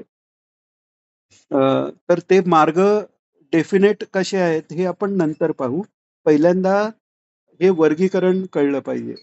तर आता बुद्धी किंवा मन म्हटलं, तर आत्तापर्यंत जे सांगितलं त्याच्यापेक्षा एक वेगळंच स्टेटमेंट हे वाटेल. पण मन आणि बुद्धी असं काही नसतंच. मन आणि बुद्धी हे डिफाईन कशाने होतं? तर त्याच्यातल्या वृत्तीनी. वृत्ती कशाने डिफाईन होतात? कारण वृत्ती ही सूक्ष्म असतात. तर भावनांनी आणि विचारांनी. म्हणजे आपल्या मनातले विचार आणि भावना यांनी आपली वृत्ती, आपल्या मनात काय वृत्ती आहे ते येतं आणि त्या वृत्तींचा उपशम करणं हेच बुद्धीची योग्यता वाढवणं आहे. त्या सगळ्या वृत्तीचा निराश झाला, तर ती शेवटची एक वृत्ती आहे अस्मी. अहम ब्रह्म अस्मी म्हणजे मी आहे. ही जी वृत्ती आहे त्याचाही निराश झाला, की वासुदेव सर्वम होणार आहे. म्हणून योग योगशास्त्राची सुरुवात म्हणजे अथ योगानुशासनम म्हणून पतंजली म्हणतात. त्याच्यानंतर त्यांनी काय सांगितलं, योगशास्त्राची इंट्रोडक्शन आपण पूर्वी घेतली आहे, त्यामुळे परत आपण ते डिटेल बघायची गरज नाही. आपण ते त्या व्हिडिओमधनं ते ऐकू शकतो, पुन्हा पाहू शकतो. पण योगच चित्तवृत्ती निरोधात, चित्ताचा निरोध सांगितलेला नाहीये. कारण चित्त असं काही नाहीच आहे. आकाश मी कंट्रोलमध्ये आणतो असं म्हणू शकतो का? फार तर मन अ, बुद्धीचा विचार करताना अ, त्याला थोडंसं तरी वायूसारखं म्हटलेलं आहे. तर ते वायू सारखं का म्हटलेलं आहे? कारण त्यात वृत्ती आहेत म्हणून. त्या वृत्ती जर गेल्या, तर आकाशाला तुम्ही निरोधात ठेवू शकता का? तर तसं नाहीये. त्यामुळे योग चित्तनिरोधा नाही म्हटलं, योगच चित्तवृत्ती निरोधा म्हटलेला आहे. त्यामुळे विचार, भावना ह्याचा निरोध होऊन निराश झाला, तर ते शुद्ध चित्त आहेच. आता हे अजून समजून जर घ्यायचं असेल, कारण हे खूप महत्वाचं आहे. बुद्धी म्हणजे हे काय, हे समजलंच नाही, तर त्याचं संवर्धन आपण कसं करणार? तर त्याच्यासाठी अजून एक उदाहरण घेऊ. अजून एक उदाहरण असं, की समजा ईश्वराला अ, स्वतःलाच अनुभवण्याची इच्छा झाली. तर आपल्याला जर स्वतःला पाहायचं असेल, तर आपण काय करतो? तर एक आरसा घेतो. तो आरसा घेतो आणि त्यात आपल्याला आपलं रूप दिसतं. मग आपण छान दिसतो, कसे दिसतो, ते आपण बघतो. आता सर्व गुणसंपन्न ईश्वर स्वतःला जेव्हा त्यात पाहतो, तेव्हा ते आनंद स्वरूप फक्त अस्मी ही भावना जी आहे, ती आरसा, तो आरसा म्हणजे तो अहम आहे, असं धरा. आता आपण व्यवहारातला आरसा 2 डायमेन्शनल आहे. पण तुम्ही जर असा विचार केला, की आपला देह किंवा आपली जी बुद्धी आहे, ती देहाला व्यापते, सगळ्या जगाला व्यापते. असा हा 3 डायमेन्शनल, मल्टी डायमेन्शनल असा आरसा म्हणजे ही बुद्धी आहे. आणि तो आरसा पूर्ण स्वच्छ झाला, की तो आरसा राहतच नाही आणि तो परमात्म्याशी एकरूप होतो. यानी थोडं कळायला सोपं जातंय का? म्हणजे कन्सेप्ट लक्षात आला का? की अजून थोडं एक्सप्लेन करायला हवंय? थोडंसं याच्याकरता मी हां? हां. कारण ह्याच्याकरता थोडं इंटरॅक्टिव्ह होण्याची गरज काय आहे? कारण नाहीतर मी नुसता बडबडत जाईन. पोपटपंची असल्यामुळे अनुभव यायला भरपूर अवकाश असल्यामुळे जास्त थेरॉटिकल होण्याची शक्यता आहे. म्हणून थोडंसं इंटरॅक्टिव्ह आपण ठेवू. मध्ये कोणाला काही अडलं किंवा एखादा चांगला विचार डिस्कस करायचा असेल तर प्लीज बोला मध्ये म्हणजे. विशेषतः वसुधाताई तुम्हाला विनंती आहे. अ, हां. तर असा हा म्हणजे बुद्धी हा बहुमितीय अ, अ, एक आरसा आहे असं धरा आणि त्याच्यात परमात्व तत्वाचं प्रतिबिंब आहे. आता इथपर्यंत सगळं चांगलं आहे. मग प्रॉब्लेम कुठे आहे? ते प्रतिबिंब जर ईश्वराचंच आहे, मग सगळं जे आपण जगात बघतो, की चोऱ्या-माऱ्या आहेत, प्रदूषण आहे, आपली तब्येत बिघडते, दुसऱ्यांची बिघडलेली बघते, जन्म, मृत्यू, जरा, व्याधी हे सगळं लागलेलं आहे. हे सगळं काय आहे? तर जसं आपण आता आरशाबद्दल विचार केला, बहुमितीय आरसा आहे. तसं ह्या मायेच्या योगाने आणि त्या मायेत अडकून आपली बुद्धी अजून जे कार्य करते त्या योगाने, त्या आरशावर पुटं चढलेली आहेत. आणि नॉर्मल आपल्या आरशावर धूळ चढते, ती नुसती स्टॅटिक असते म्हणजे स्थिर असते. आता ही जी वासनांची किंवा त्या संस्कारांची जी पुटं आहेत, मग ते सात्विक असतील, राजस असतील, तामस असतील. ती पुटं ही डायनॅमिक आहेत. तर त्या डायनॅमिक पुटांमुळे आत्मतत्व हे स्थिर सच्चिदानंद स्वरूप न दिसता ते बदलणारं दिसतं. आपण स्वतःचा जर विचार केला तर अ, तू कोण आहेस असं आपल्याला आपण कोणी म्हटलं तर काही जण म्हणतात मी इंजिनियर आहे, मी डॉक्टर आहे. तर ती झाली तुमचं प्रोफेशन. मग तू कोण आहेस? मी अमक्याचा मुलगा आहे. हे नातेसंबंध आपण देहाचे रिलेशनशिप सांगतोय. मग ठीक आहे. मी म्हणजे कोण समजा मी दिनेश आहे किंवा मी हर्षल आहे. आता हे माझं झालं नाव. बारसं व्हायच्या आधी मी कोण आहे? बरं, अमक्याचा मुलगा, तमक्याचा मुलगा जरी म्हटलं, तर जन्म व्हायच्या आधी मी कोण आहे? म्हणजे तो जो मी आहे त्याच्यावर जन्माची पुटं चढलीयेत, जातीची पुटं चढलीयेत, संस्काराची पुटं चढलीयेत आणि असे कित्येक जन्माची ती पुटं आहेत आणि ती पुटं स्टॅटिक नाहीयेत. कारण जन्मल्याबरोबर माझा जो देह होता, माझे जे मन होतं, की जन्मल्याबरोबर कोहम, कोहम म्हणतोय म्हणजे काहीच कळत नाहीये. गर्भात असताना जो सोहम, सोहम म्हणतोय, ज्ञान तेव्हा जागृत ठेवतो भगवान. नाहीतर तेवढ्या यातनेत देहधारण शक्य नाहीये. म्हणून तो आनंद आणि ज्ञानाची अनुभूती तिथे जागृत असते. जन्म झाल्यावर कोहम म्हणणारं किंवा मलमूत्रादी साध्या गोष्टी किंवा खाणं-पिणं हेही स्वतःचं न जमणारा जो मी आहे, तो मग थोडा मोठा झाला.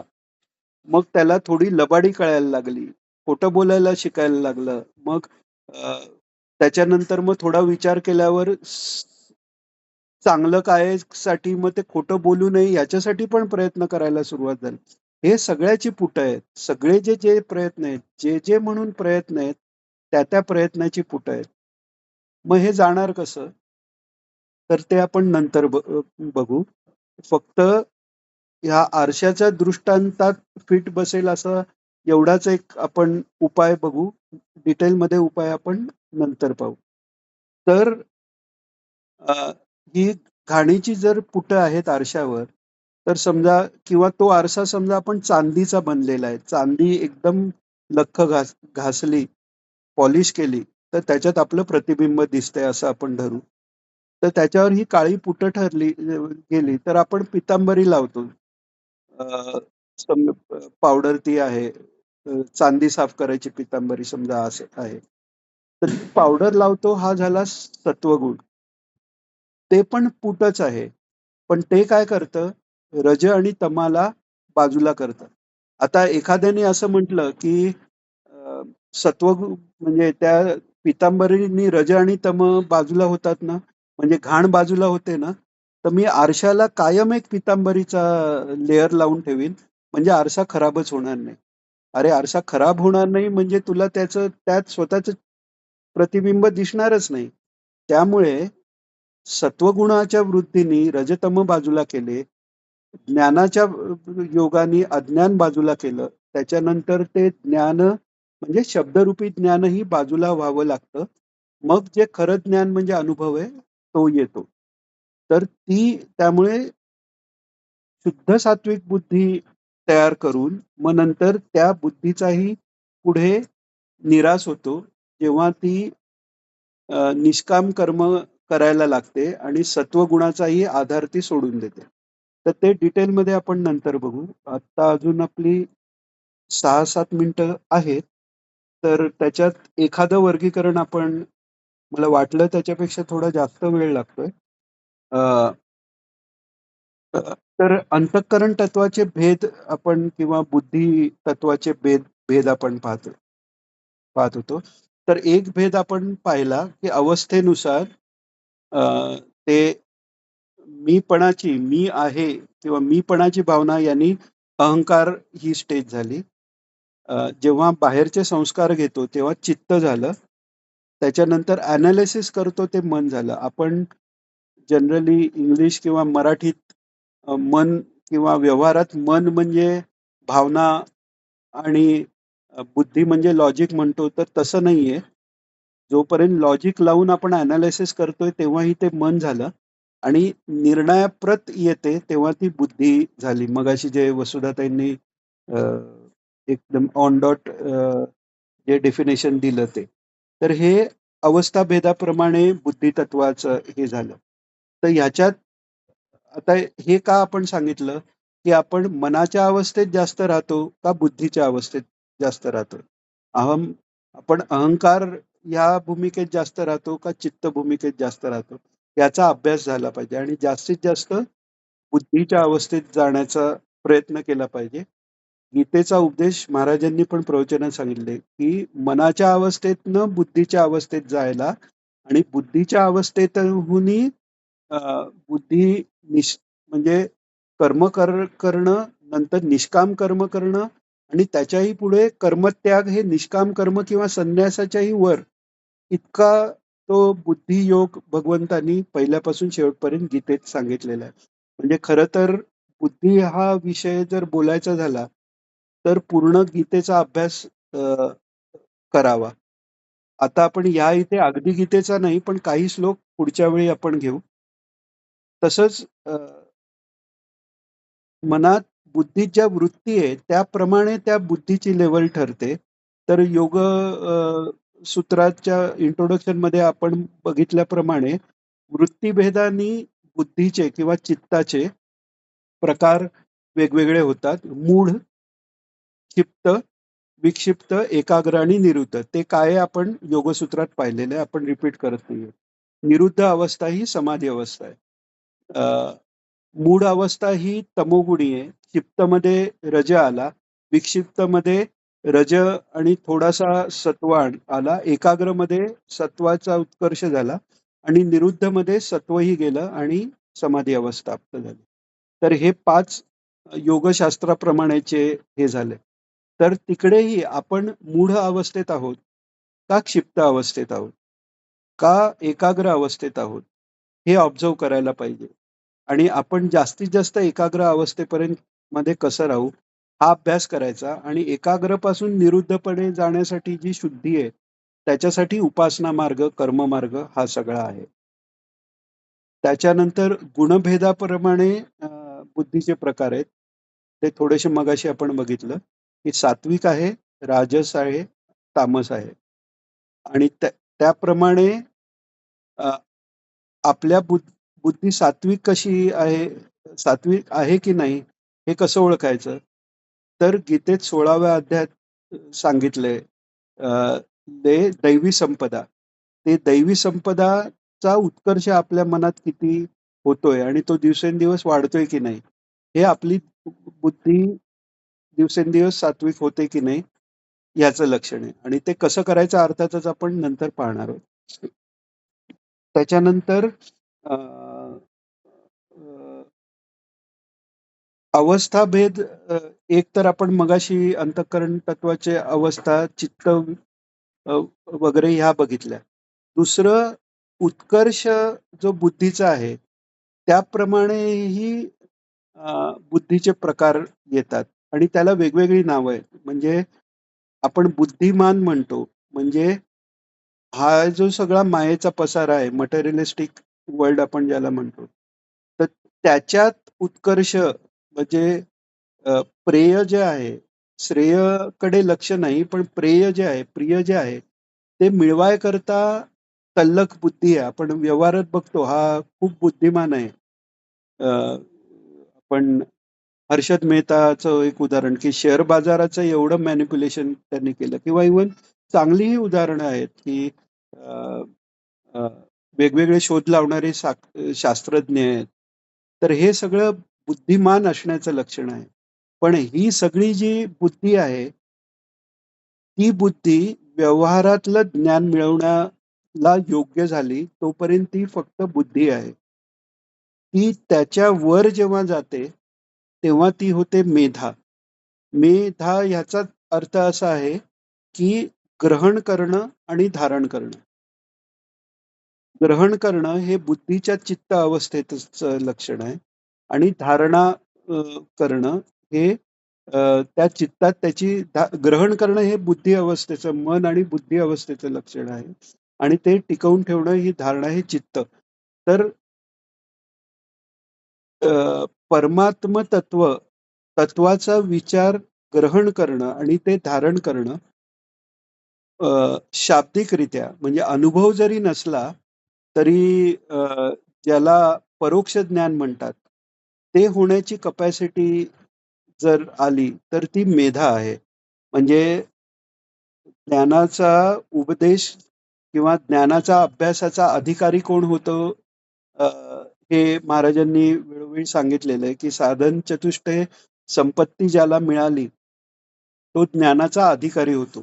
म्हणजे मेधा प्राप्त झालेली आहे त्याला, की तत्वविचार करण्याची योग्यता त्या बुद्धीत आली का त्या बुद्धी अ, मेधावी झाली म्हणाली. तोपर्यंत तो बुद्धिमान आहे. आता तो मेधावान झाला. तो मेधावान झाला म्हणजे ज्ञानाचा अधिकार प्राप्त झाला. ज्ञानाचा अधिकार प्राप्त झाल्यावर जो उत्तम अधिकारी आहे, त्याची बुद्धी अशी आहे, की गुरूंनी उपदेश केला तत्वमसी, का तिथल्या तिथे त्याची प्रज्ञा जागृत झाली. म्हणजे तो जो शक्तिपात आहे, मागच्या वेळी आपण एकदा पाहिलंय, की ज्ञानेश्वर माऊलींना निवृत्तीनाथांनी शक्तिपात दीक्षा दिली आणि तिथेच ज्ञानाचा अनुभव आला. हे उत्तम साधकाचं लक्षण आहे.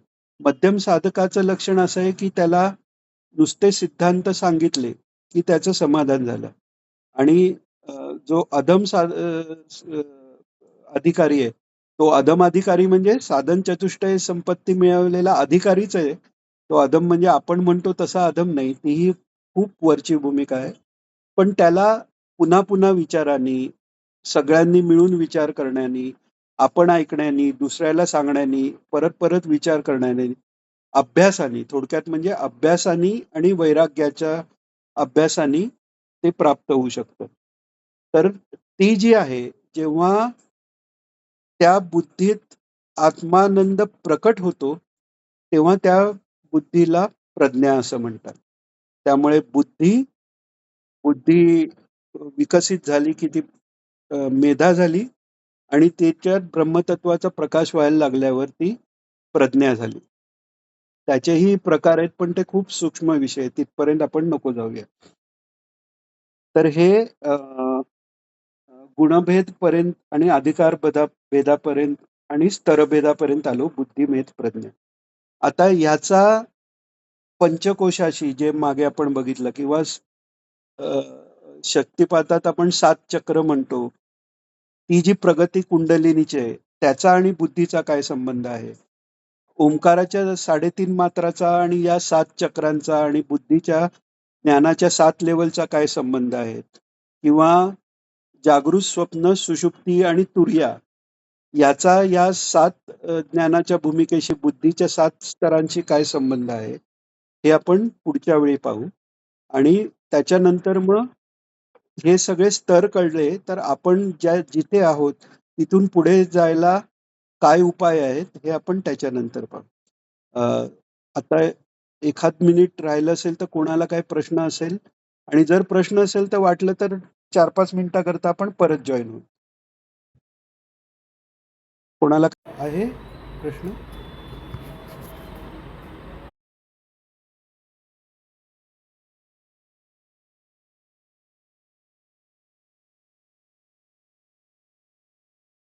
हां. मना हां.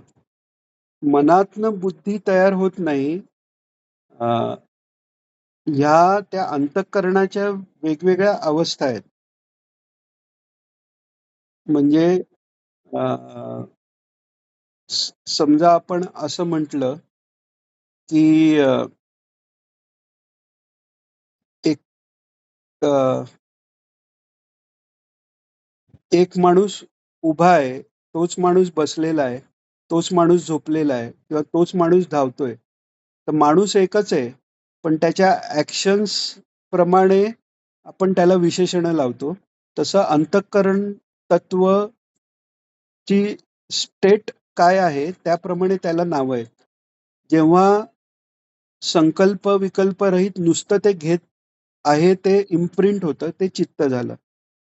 पूर्ण संकल्प विकल्प रहित असलं, तेव्हा काही घेणं नाही, देणं नाही, पण मी आहे, ही जी भावना आहे, तो अहंकार लेव्हलला झाला. फक्त अहंकार आहे. जेव्हा त्यातनं ग्रहण करण्याची सुरुवात होते, ते चित्त झालं. ग्रहण केलेल्याचं ॲनालिसिस करायची सुरुवात होते, ते मन झालं आणि ग्रहण केल्याचं ॲनालिसिस करून निर्णयापर्यंत आलो, की ती बुद्धी झाली. हा स्टेजचा फक्त फरक आहे. आता आलं लक्षात?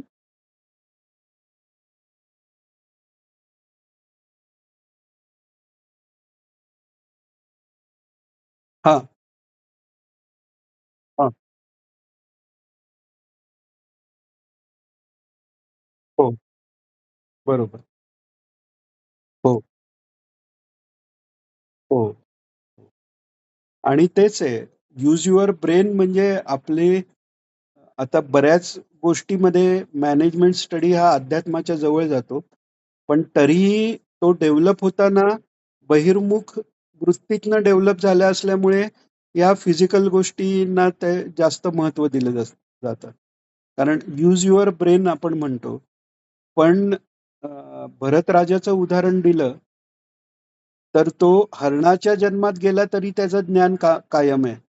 म्हणजे त्याचा ब्रेन बदललेला आहे. माणसाचा ब्रेन नाहीये. हरणाचा म्हणजे हायली इनइफेक्टिव्ह ब्रेन आहे. तरीही ते ज्ञान अ, कायम आहे.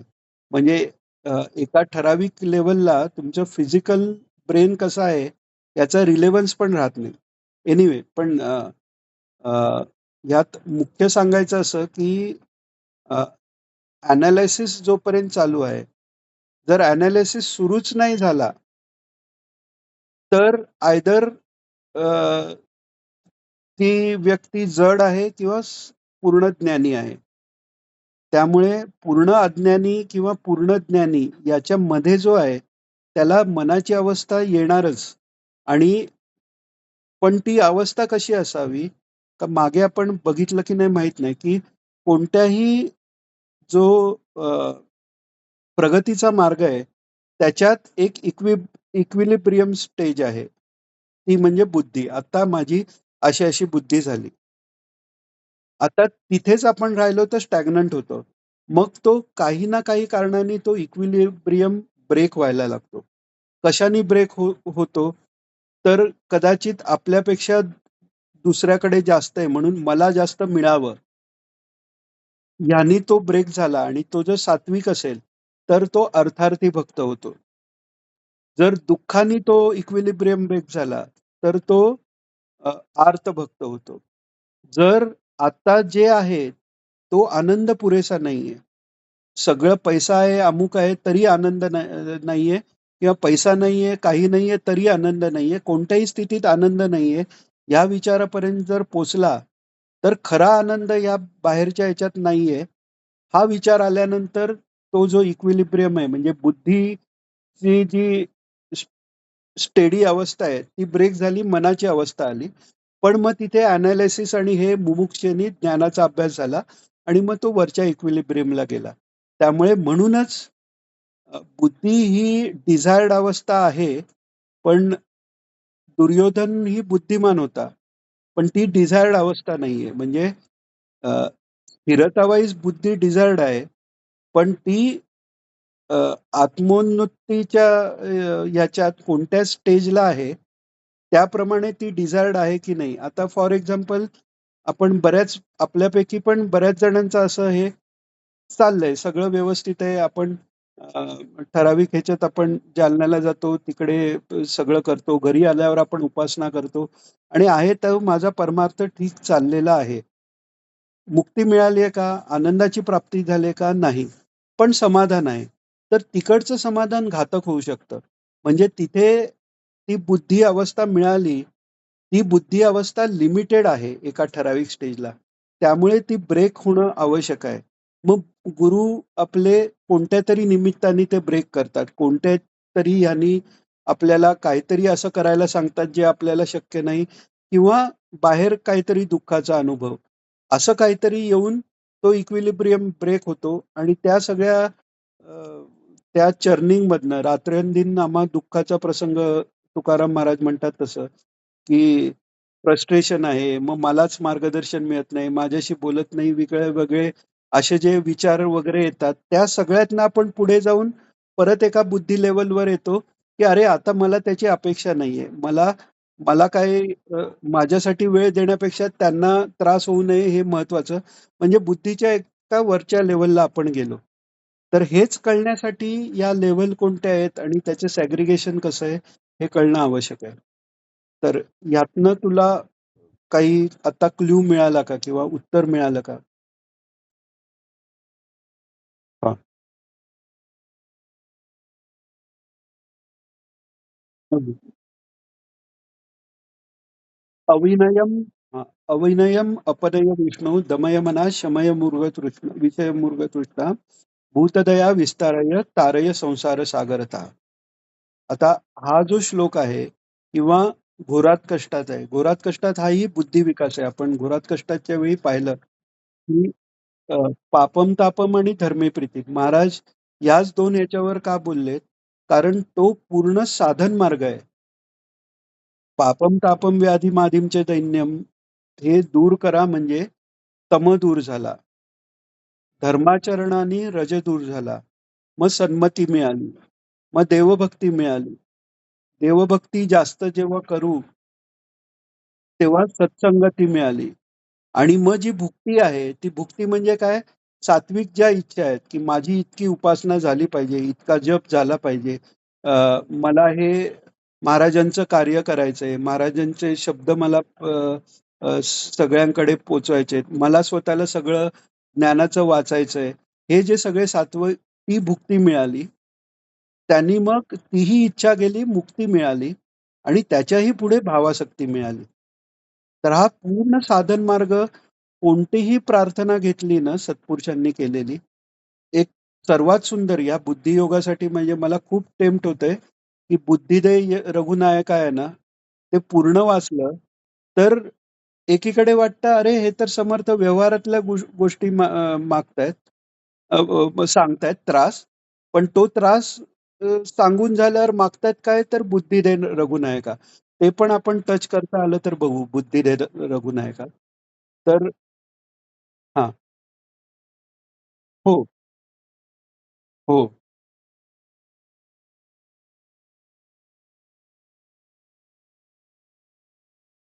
हो. एक्झॅक्टली. आपली जशी-जशी एक साधं उदाहरण आहे. पोट भरणं ही एक इतकी सिंपल गोष्ट आहे. पण त्याच्याकरता आपण आत्ता जिथे आहोत, तिथे आपल्याला वेगवेगळ्या चवी लागतात. वेगवेगळे पदार्थ लागतात. बरोबर आहे. पोटच भरायचंय. पण वेगवेगळे चवी, वेगवेगळे पदार्थ आहेत. तेच संत महात्मे असतात. अ, क आता ते करपात्री महाराज त्यांना नावच करपात्री मिळालं कारण ते असे करतलावरच जे देतील ते सगळे एकत्र खायचे. तर हे संत महात्म्यांची आहे. आपली तशी नाही. म्हणून दयाळूपणे या संत महात्म्यांनी वेगवेगळ्या प्रकारे प्रार्थना केलेल्या आहेत. मनातून बुद्धीच्या अवस्थेत जायला पण मन पण सात्विक बनलं पाहिजे. गीतेचा उपदेश दुर्योधनाला झालेला नाही. गीतेचा उपदेश धृतराष्ट्रालाही ऐकायला मिळाला, पण त्याला लगेच त्याचा परिणाम झाला नाही. त्याला भयंकर दुःख भोगल्यानंतर विदुरांनी उपदेश केल्यावर मग ते गीतेच्या उपदेशाचा त्याला फायदा झाला. पण अर्जुनाला गीता का सांगितली? तो तर मनाच्या अवस्थेत आहे. पण त्याची मनाची अवस्था, आपली मनाची अवस्था, दुर्योधनाच्या मनाची अवस्था आणि त्या अ, धृतराष्ट्राच्या मनाची अवस्था याच्यात वेगवेगळा फरक आहे. गीतेची सुरुवातच धृतराष्ट्र उवाच पासून का आहे? कारण धृतराष्ट्राच्या मनाची अवस्था आहे किंवा धृतराष्ट्राची जी तो बुद्धीपर्यंत पोचलाच नाही. तो मनाच्या अवस्थेत आहे. त्याच्या मनाच्या अवस्थेचा परिणाम म्हणजे महाभारत आहे. आणि अर्जुनाच्या मनाच्या अवस्थेचा परिणाम म्हणजे सगळ्या विश्वाला कायमची गीता मिळालेली आहे.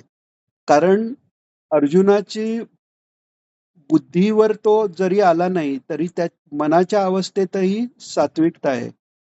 गीतेच्या सुरुवातीला धृतराष्ट्र म्हणतो, "मामकाः पांडवाश्चैव" म्हणजे माझे आणि पंडूचे मुलं काय करतायत? म्हणजे माझी सगळी मुलं काय करतायत हा विचार नाहीये. ती पंडूची वेगळी आहेत, माझी वेगळी आहे. ही जी बुद्धी आहे, तिला गीतेचा उपदेश होऊन सुद्धा काही फायदा झालेला नाहीये. पण अर्जुनाची बुद्धी काय आहे? त्याच्या बायकोवर इतका अपमानाचा प्रसंग त्यांच्यासमोर आणणाऱ्या कौरवांनाही मारून मला राज्य नको, ही त्याची बुद्धीची, ही त्याची मनाची अवस्था आहे. म्हणजे जरी मनाची अवस्था असली, तरी ते सज्जन मन आहे. त्यामुळे पहिल्यांदा तर अर्जुनासारखं सज्जन मन बनायला जर हवं असेल, तर मनाचे श्लोक अ, पाठ करायचे आणि मनाचे श्लोक म्हटल्यानंतर अ, पूर्ण करुणाष्टके, अनुदिन अनुतापेपासून हे बुद्धिदे रघुनायका हे सगळं पुढे म्हणजे मनासज्जनापासून बुद्धिदेह रघुनायकापर्यंत हा प्रवास आहे. त्यामुळे पहिल्यांदा मना अवस्थेतच सात्विकतेचा अभ्यास आहे. एकदा बुद्धी अवस्था झाली ना, की मग ती सात्विक करणं कठीण आहे किंवा कोणतंही त्याला वळण देणं कठीण आहे. कारण तिथे रिजिडिटी येते, निश्चय आहे. त्यामुळे निश्चय व्हायच्या आधीची स्थिती जी मन आहे, त्याच्या सुधारणेपासून अ, रामदास स्वामींनी सुरुवात केलेली आहे. आणि महाराजांनी सगळी प्रवचनं त्याच्याकरताच आहेत ना. प्रवचनाचा आपण आत्ताही जो विचार करतो, तो जोपर्यंत विचार चालू आहे तोपर्यंत मनाची अवस्था आहे. पण ती बुद्धीकडे जाणारी मनाची अवस्था आहे.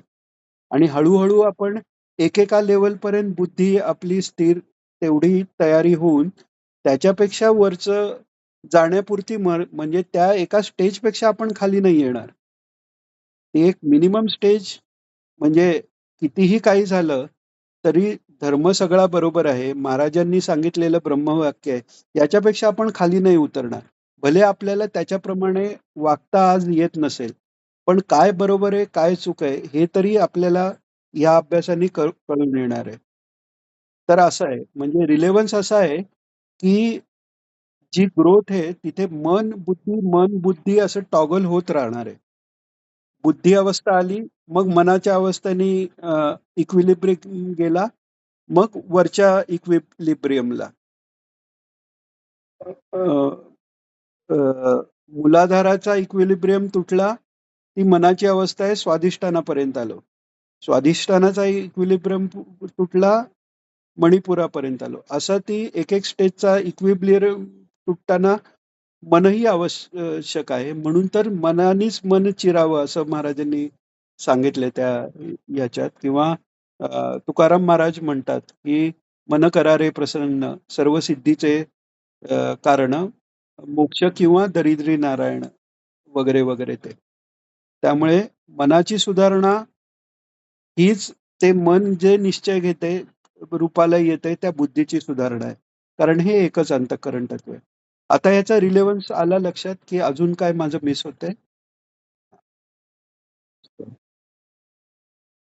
चालेल, हरकत नाही. अजून कोणाचे काही प्रश्न असतील ना, तर आपल्या ग्रुपमध्ये लिहून ठेवा म्हणजे विसरले जाणार नाही. पुढच्या वेळी ते प्रश्न आधी घेऊन आपण पुढच्या ह्याला सुरुवात करू. आणि या फॉर्मॅटमध्ये काही सुधारणा किंवा काही अजून एक्सप्लेन होण्याची आवश्यकता किंवा काही जास्त होत असेल, तर ते पण कळवा ग्रुपवर.